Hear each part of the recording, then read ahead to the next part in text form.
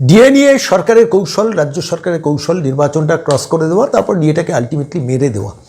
তার জন্য নানান অছিলা নিয়েছেন, ফিনান্স ডিপার্টমেন্টের দুটো নোটিফিকেশন করেছেন, সেসব নিয়ে আপনার ওয়াকিবল, আমি সেই বিষয়ে যাচ্ছি না। কিন্তু আমি দুটো খবর পেলাম, আমার মনে হয়েছে আজকে নতুন বাংলা দর্শকদের সেটা সংক্ষেপে জানানো দরকার।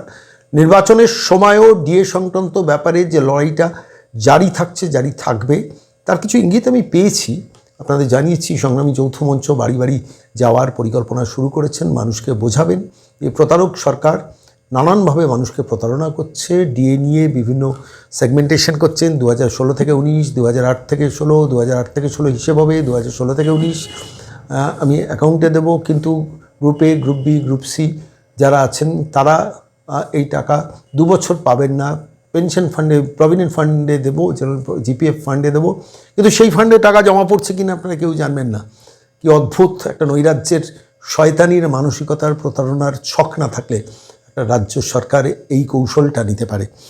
আলটিমেটলি টাকা, আমার নিজের ধারণায় এই মহিলার সরকারের ক্ষমতায় ফিরে এলে সবটাই আপনাদের মারা যাবে। যেটুকু হয়তো নির্বাচনের আগে একটু বুড়ি ছোঁয়ার মতো কিছু টাকা দিয়ে তারপর মেরে দাও টাকা, আমার বিরুদ্ধে 10 বছর তোমরা লড়াই করেছো, মামলা করেছো, আন্দোলন করেছো, 1100 দিনের ওপর ওই শহীদ মিনার ময়দানে বসে থেকেছো, ফলত আবার নানান কৌশল নেবেন যদি মহিলা কোনোভাবে ক্ষমতায় ফিরে আসে।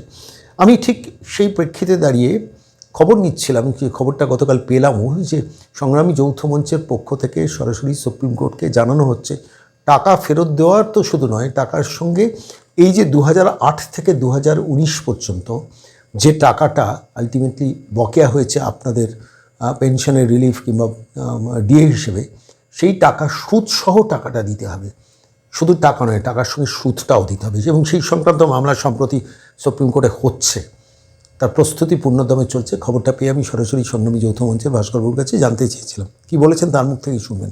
আরও একটা খবর পেয়েছি যে গোপাল সুব্রমণিয়াম, যিনি এই মামলার অন্যতম টার্নিং পয়েন্ট ছিলেন, তার সঙ্গে সম্ভবত আজকে, আমি যদি ভুল না হই, আমি সেটা সরাসরি আর তাদের বিব্রত করিনি, আমার কাছে যা খবর সম্ভবত আজকে রাতের দিকে সন্ধ্যার পর গোপাল সুব্রমণিয়ামের সঙ্গে সরাসরি সংগ্রামী যৌথ মঞ্চের লিগ্যাল কনসালটেশন হবে, এবং যে লিগ্যাল কনসালটেশনে ফাইনালি ডিসিশনটা হবে যে এই রাজ্য সরকার যে ফিনান্স ডিপার্টমেন্টের দুটো নোটিফিকেশন জারি করে আলটিমেটলি সমস্ত সরকারি কর্মচারীদের প্রতারিত করার ছক তৈরি করছেন। 2008 থেকে 15 কোনো টাকা আপাতত দিতে পারবেন না, নানান ছলে বলে কৌশলে সেটা জানিয়ে দিয়েছেন, এবং সেটা তো আদালত অবমাননারই সামিল।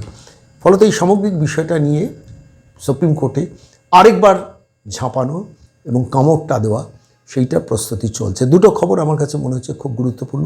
আর আমি সরকারের বিভিন্ন স্তর থেকে বিভিন্ন উচ্চপদস্থ আমলাদের সঙ্গে নিরন্তর এই নির্বাচনী ব্যস্ততার মধ্যেও যোগাযোগ রাখছি, বোঝার চেষ্টা করছি, জানার চেষ্টা করছি। যারা সরকারের কৌশলটা নিয়ে ঘাঁটছেন তাদের খুব কাছের লোকের কাছ থেকে শুনছি আলটিমেটলি সরকার ডিএটা কোনো না কোনো কৌশলে আটকে দেবে, এবং তারই কৌশল পর্বের ওই ফিনান্স এর দুটো নোটিফিকেশন, যে নোটিফিকেশন 13 তারিখ জারি হচ্ছে, অথচ 16 তারিখের আগে জানাই যাচ্ছে না নোটিফিকেশনটা হয়েছে। রাজ্য সরকার নির্বাচন ঠিক ঘোষণার আগে 45 মিনিট আগে ঘোষণা করলো, আর 16 তারিখ দেখা গেল 13 তারিখ নোটিফিকেশন হওয়া। মানে এই যে প্রতারণার ছকগুলো, পর্বে পর্বে ছক, তার ছকের মধ্যে রয়েছে ওই জিপিএফের মধ্যে টাকা দেবো 2 বছর আপনি ছুঁতে পারবেন না, আমার টাকা, আমার হকের টাকা, আমি কেন ছুঁতে পারবো না? 2 নম্বর হচ্ছে 2008 থেকে 2019 যে টাকা আমি খরচা করতে পারতাম, যে টাকা আমি খরচা না করে আমি ব্যাংকে রাখতে পারতাম, সেই ব্যাংকে আমি নির্দিষ্ট পরিমাণ সুদ পেতাম, সেই সুদ সরকার কেন দেবে না? সরকার আইনি প্রক্রিয়ার পেছনে 350 কোটি টাকা খরচা করেছে, আইনি প্রক্রিয়ার পেছনে 350 কোটি টাকা এই প্রতারক মহিলা খরচা করেছেন, অথচ ইজিলি যারা পেনশন হোল্ডার তাদের টাকাটা এতদিনে মিটিয়ে দিতে পারতেন, দিয়ে বলতে পারতেন যারা সরকারি কর্মচারী তাদের আমি ধাপে ধাপে দেবো। কিন্তু এই মহিলাকে তো কেউ ট্রাস্ট করা যায় না, সে তো করেননি, উল্টে এখন কৌশল করে নির্বাচনটাকে ক্রস করার চেষ্টা করছেন। আমি আপনাদের কাছে বলছি, আপনারা যারা সরকারি কর্মচারী, অবসরপ্রাপ্ত কর্মচারী, এই মহিলাকে এক বিন্দু বিশ্বাস করবেন না।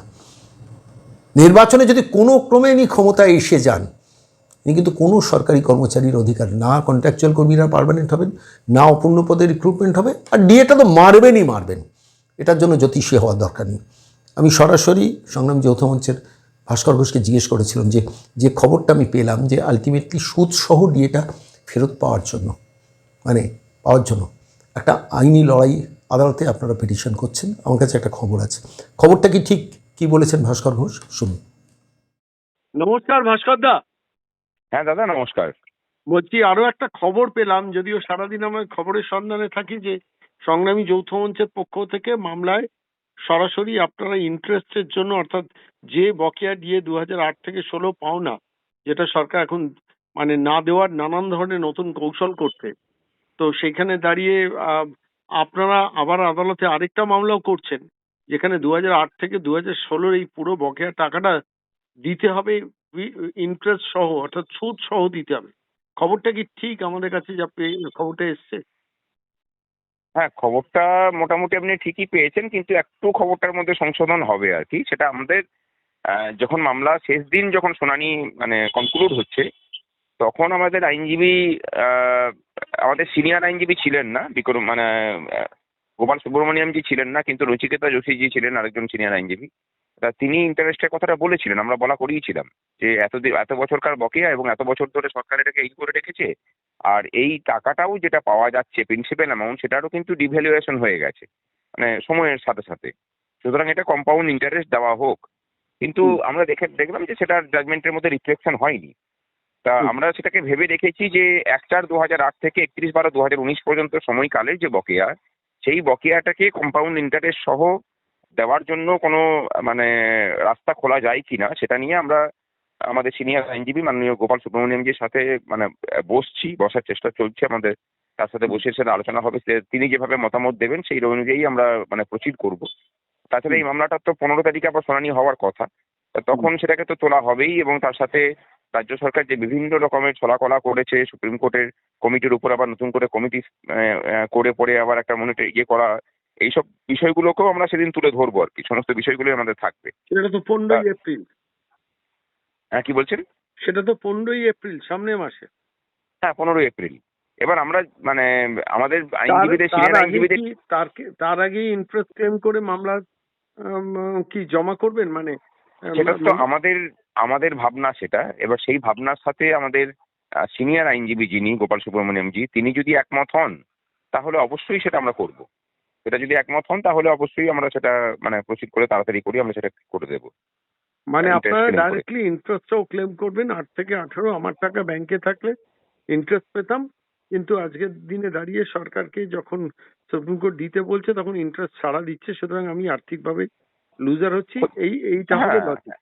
একদম একদম একদম।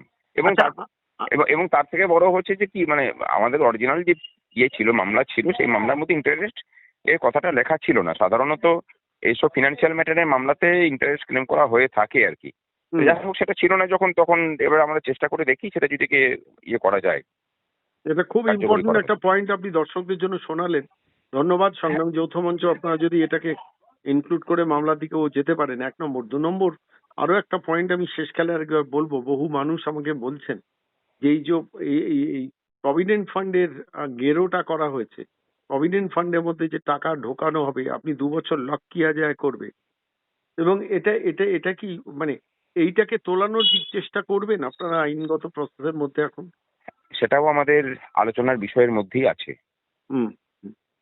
সেটা আইনজীবীদের নিয়েও আমরা সঙ্গে বসছেন? হ্যাঁ, অবশ্যই আলোচনা করবো। এবং গোপাল যদি গোপাল সুব্রমণিয়ামের সঙ্গে কবে বসছেন? সেটা কবে বসছে এখনো পর্যন্ত হচ্ছে না, তবে এই সপ্তাহের মধ্যেই সেটা হবে।